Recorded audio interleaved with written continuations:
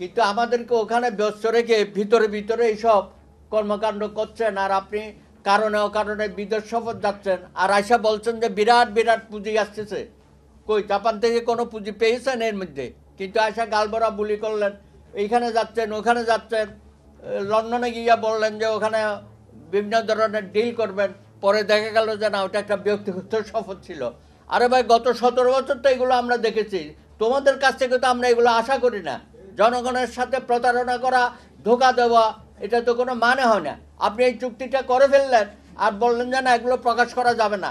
তাহলে অতীতের সরকারও যেসব চুক্তি করেছে দেশ বিরোধী, আমরা তো সেগুলোর বিরুদ্ধে লড়াই করেছি, সংগ্রাম করেছি, এবং সেগুলো বলেছি যে সেগুলো পার্লামেন্টে পাস করতে হবে, উত্থাপন করতে হবে, জনগণের সাথে এটাকে শেয়ার করতে হবে।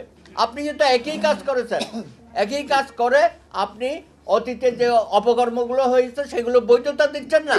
তাহলে আপনি তো মোরালি উইক হয়ে যাচ্ছেন, যে আপনি তো কোনো কথা বলতে পারবেন না। এই যে আদানি বলেন বা ভারত সম্পর্কে অসম চুক্তি যেগুলো হয়েছে ট্রানজিট থেকে শুরু করে, আগামী দিনে আপনি এই সমস্ত কর্মকাণ্ড করে সারা দেশে একটা গোলযোগ সৃষ্টি করে নির্বাচনটাকে স্থগিত করা অথবা দূরবর্তী সময়ে নিয়ে যাওয়ার যে একটা চক্রান্ত বাংলাদেশে চলছে, জামাতে ইসলামী সহ তার আশেপাশে যারা আছে, তারা বাংলাদেশে একটা সুষ্ঠু নির্বাচন করার ক্ষেত্রে প্রতি পদে পদে বাধা সৃষ্টি করছে।